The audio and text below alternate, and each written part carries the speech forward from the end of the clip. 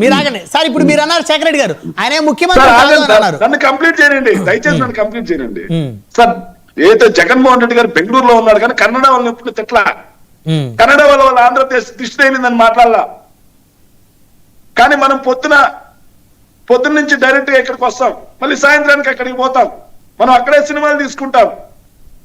కోట్లాది మంది తెలుగు వాళ్ళు అక్కడే ఉంటున్నారు, మనం మాత్రం వాళ్ళు తిడతాం.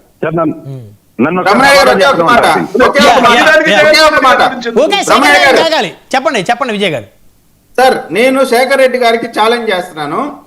నేను పవన్ కళ్యాణ్ గారు తెలంగాణ వాళ్ళ పేరు చెప్పి వాళ్ళని అవమానకరంగా మాట్లాడినటువంటి మాట వీడియోని శేఖర్ రెడ్డి గారు కానీ చూపించగలిగితే నేను డిబేట్ కి రావడం మానేస్తాను.